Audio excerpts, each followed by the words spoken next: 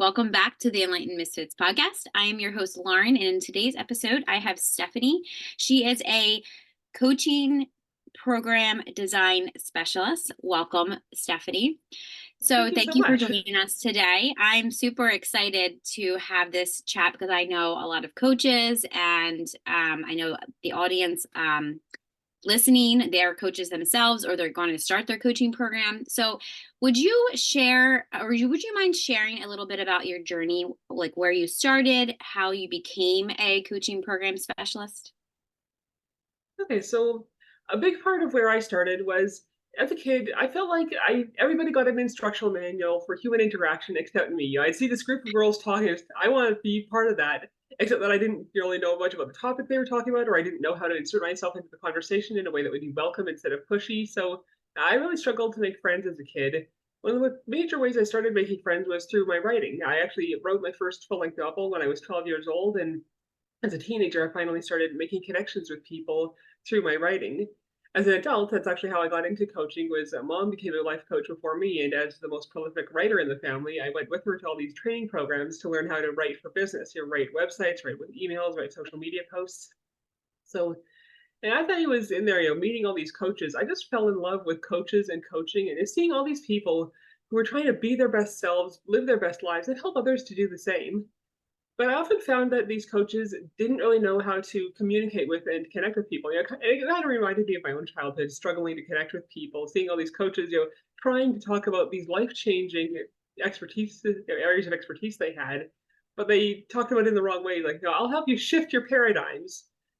Unless your clients have your kind of training, they don't know what exactly that means or why it helps them. You know why it's worth paying for because you know what it is and what it did for you, but your clients might not. So I saw all these coaches struggling to connect with the people they needed to connect with, and I realized that I could help them through my writing, through my ability to understand their perspective and the clients at the same time. So that's how I got into working with coaches. Started out with writing, and then gradually I realized that there was another way I could help them. With my extensive novel writing experience, I knew how to take a huge amount of information and break it down into this step-by-step flow that people could easily follow. And I was also a client of several coaches, which is part of why I want to. Another part of where I work with coaches because I've experienced the transformation in my own life. I want more people to have that transformation. So, with my experience in writing and taking a lot of information and breaking it down, and in experiencing coaching programs and seeing what worked and what didn't, now I help coaches to turn their expertise into a coaching program, even if it feels like a pile of spaghetti in their head, and they end up staring at the blank screen, going, "I know a lot of things. Why can't I figure out what to write next?" I help them to figure out what to write next, in what order, to make sure that the clients have all the information they need to get huge results. Yeah, I love that. I was going to Thank say you. my when I first started, my journey was a little bit similar. I was really bad at reading and writing, and then I decided I wanted to publish my first book. So that's amazing that you published your first novel, your full novel, you said at 11. I didn't publish it. Honestly, it should never be published. It was a terrible novel, but I finished Sure it writing wasn't. a novel at age 12. Yeah, 12. Yeah, so it's like 12. I'm thinking back when you said that, I was thinking 12. Gosh, what was I doing at 12? Probably trying to figure out how to still write and read and all that stuff. And I feel like my Well, so was I mind, really. yeah, like my mind is very similar to you. Like I feel like it's one of the reasons why I named this podcast The Enlightened Misfits, because I feel like there's so many other people out there and we don't have the conversation of, trying to fit in, or like society tries, like tries to get you to fit in and all that stuff. So I really love that you said that, because the listeners and everybody that, is going to listen to this is they literally feel the same way, because they're like, oh, okay, so it's a space that's safe that I can talk about, whatever I want to talk about. And then, of course, you have a bigger network to, talk to people, because I do feel like the coaching space is so noisy, and it's like all about money direction. So it's like, this many clients to this, whatever. But it's like, it seems like when you explain what you do, it seems like you do it like, of like, this is what you want, like your goals, right? And then this is how we can get there, and not really focus on that. So I do love that. Now you said something about writing, Now, what inspired you to combine your writing skills with coaching? Like, so this is kind of like copywriting. I know for me, I didn't know that copywriting was so big when I started, having my own business, but is this similar to ghostwriting for coaches or Yeah, copywriting? it's a lot like ghostwriting, except that usually instead of a full book, you just write smaller materials like emails, web pages, etc. Though I have written a book for a client before. I've been working with her for a while, and she asked me to write a book for her. And by then, I knew her and her teaching so well, I was able to just write the book. Oh, yeah. That's awesome. Yeah.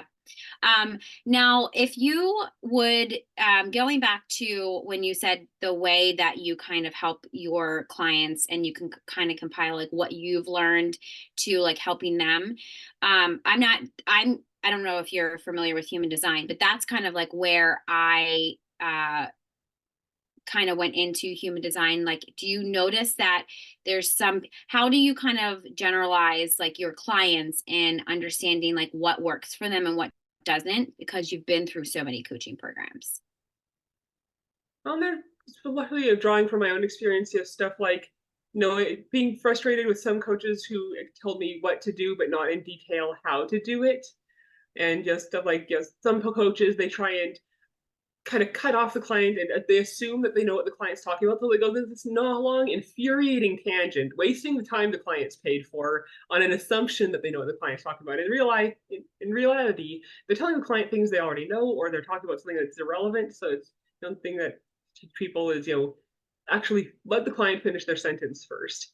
Another issue that some coaches have is I've been on some coaching calls where there was a lot of dead air, the coach waiting for people to volunteer to talk about their situation or to ask questions, and nobody could think of a question they had to ask.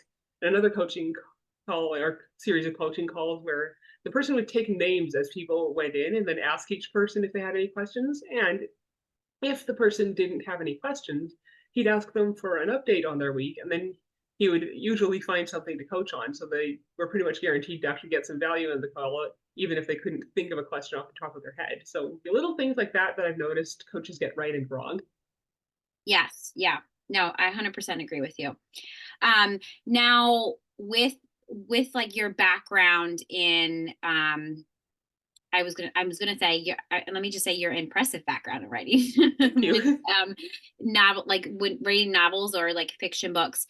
Um, what would you say if like somebody like just say if somebody's listening to this right now, what was the influence or what would be the first step, besides come reach out to you and work with you, but what would be the first step that could kind of influence somebody that they have all these ideas? Because I've noticed a lot of people I've been talking to, like my clients who have all these ideas, they might be a coach or a mentor or a guide, whatever, but they don't know really where to go for the first step. Like, would you kind of share, maybe one or two steps that they could take to get, to get there? You like to get their coaching program set up or get where exactly? Not Yeah, exactly. yeah, just like get there if they want to, yeah, if they have a coach, if they want to write a book or if they want a coaching program, or like what is the first step? Because, when you look at, I feel like when you look at the coaching space, it's like you have to get a certification, you have to do this, you have to do that. Like what would you recommend going through your extensive background of writing and coaching? What would you recommend the first step for somebody that's just starting out?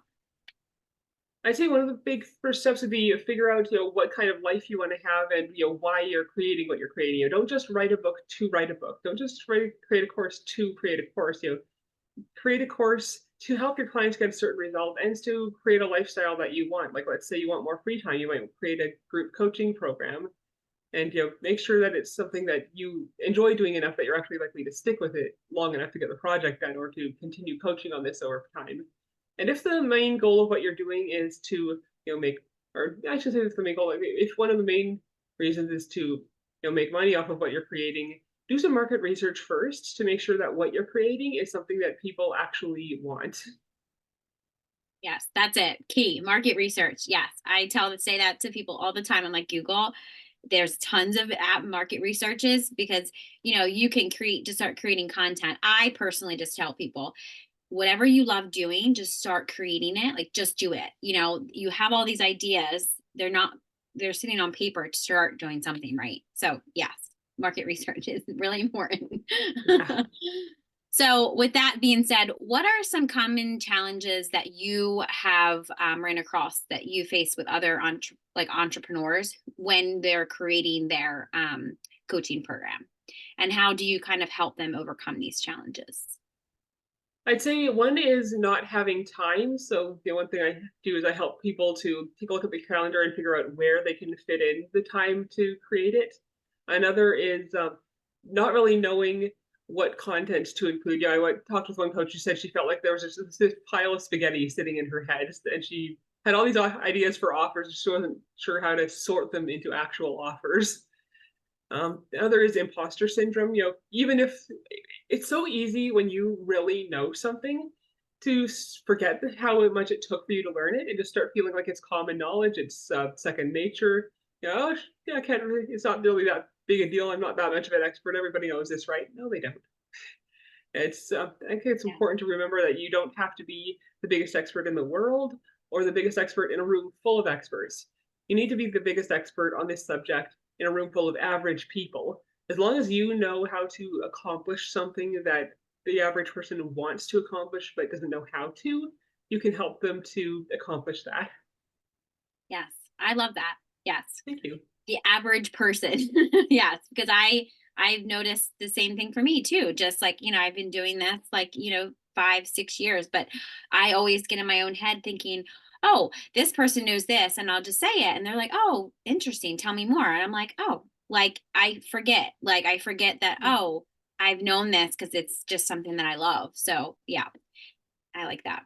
Um, so can you give us this is the favorite part I've been waiting for to ask you. Can you give us some actionable like tips that an entrepreneur can use to attract more clients or again maybe create like a more impactful coaching program? Okay, so a couple of tips to attract more clients. Yeah, for one thing, when you're talking to your audience in general, let's say through a social media post, imagine that you're talking to just one person who's struggling with the issue that you help people solve. It helps to make it feel a lot more personal. It helps you to talk more directly to what they want. And when you're talking to them, you help them to really picture what life could be like with you. And the more you can put it in specific terms, the more they can picture themselves living that life and actually want it. One example that one of my mentors, I believe it was Brenda Norman's, taught me was, don't tell them you'll lose weight, tell them you'll fit in your favorite pair of jeans again. Yeah, that's a good example. Yes. Yeah, and another important one is don't talk about the root cause that they might not know they have. Like another example I heard of was a guy who had celiac disease. He would have debilitating stomach aches after having any kind of bread. But if you'd offered him a cure for celiac disease, he'd have turned you down. He would not have been interested. Why? Because he did not know he had celiac disease. But if you offered him a cure for the stomach aches that he knew he had, then he would have been very interested. So your clients might not always know what exactly is causing their difficulty. So instead of talking about the root cause they don't know they have, talk about the symptoms that are on their minds a lot and talk about the outcome that they lie in bed dreaming about. Yeah, so symptoms and outcome, they are really, really Yeah. good tips. Yes, I love, love, love that. So when you said something about imposter syndrome, so obviously I don't know, I know that this is very common for all of us. So how do you kind of help your coaches beat or your clients that you work with? How do you help them beat this imposter syndrome and sell with confidence? I've got a few exercises I can take people through. And for those in the audience, I encourage you to get out a pen and paper and be ready to write this down because I'm actually going to share one for you right away. So, Yay! one of them is take a list of the areas of expertise that you have, all the topics that you believe you know enough about to possibly teach on. Then pick one of those topics. And imagine if your client had to walk step by step through the process of going from where they are to where they want to be. List out those steps. Now take one of those steps and break it down. Let's say, for example, you're a relationship coach. One of the steps could be figuring out what kind of person you want to date. Another could be finding where that person hangs out. Another could be, making a good first impression on that person. So let's pick making a good first impression on that person. Now break that down into steps. What kind of mindset do you have to have going into this, what are some good ways to break the ice? Especially in the case of a man approaching a woman, how do you approach her without seeming threatening, especially if it's in a public space too? Right. So then, of course, each of those steps is going to have a bunch of steps, like the mindset. Okay, so what kind of mindset? What steps does a person have to take to cultivate this mindset? How do you maintain this mindset when you hit a rough patch? What should this mindset look like? So the more as you break this down, you really start to, especially if you've got it on paper, so you can see all this information written down. You start to realize, wow, I actually have really detailed, in-depth knowledge about this. And then ask yourself, does the average person know this? Judging by their behavior, does the average person know all this stuff? Or is this something that they could really use and that I know a lot more about than they do and that I can help them to learn and implement? Yes. Thank you for those tips. They are very good tips. So if any of the listeners listening, make sure when if you're listening to this on, make sure you pause and have a pen and paper to do this exercise because this is very, very valuable. Um, It's also really useful for your marketing too, because then you're getting all these tips written out, so that will give you a huge amount of content marketing material that you can share with your ideal clients. yes. Yes. You hear that too. It's for your marketing too. Okay, so I just have a couple more questions before we kind of wrap up. And then if you have any offers that you are running or programs that you are running, we would love to hear about them. And then, of course, how we can connect with you. Um, so what or do you have any strategies that develop a maybe a positive or resilient mindset to kind of help along with all of this? One that I do is every day at the end of the day, I keep a journal and write down, things I'm proud of that I did, things that I accomplished, things that I helped people with. And I put the focus not so much on results, but on effort, because you can't always control your results, because sometimes those results depend on other people making decisions. Like with sales, your results in their area depend on people choosing to buy, but you can always control your effort. Yes. Yes. Now, does that and that kind of probably ties into like that time management when you talked about earlier. Do you have any like top tips on managing time more effectively when you're running your coaching business? The system I use, and I know different people will need different systems, but the system I use is I have this digital calendar. I use Outlook, and every task gets a time slot based on how long I think that task is going to be. Like, 1 o'clock to 2 o'clock, answer emails, 2 o'clock to 3 o'clock, make a post on social media, and do networking, reach out to new potential clients, and then 3 o'clock to 4 o'clock, maybe I create a new opt-in gift, and so every task has its time slot, and that way I know how much of my day is booked, so I don't overbook, and I know when if a task comes up, I can see at a glance where it can fit in. And of course, I also color code my stuff. For example, the appointment slot for this interview was purple because it's something that I can't just shuffle around without consulting somebody else. I have to actually be there on at a very specific time. Um, the default task is blue. It has a time slot, but if I get to it 10 minutes late, it's not a tragedy. I'm not going to leave somebody waiting on Zoom. And stuff that could be useful, but isn't necessarily urgent is in green. So if a more high priority task comes up, the green ones are the first to get moved to a later date. And it's also helpful to do your highest demand tasks, like the ones that are the most important and urgent, the ones that require the most of your energy. Do those at first or during your highest energy periods when you're most likely to perform best on them. And Yeah. when I forget which celebrity it was, might have been Reese Witherspoon. I'm not sure, but I like one tip that this person shared. Instead of thinking about trying to keep all the balls in the air when you're juggling all your tasks, think about which balls are made of glass and which ones are made of plastic.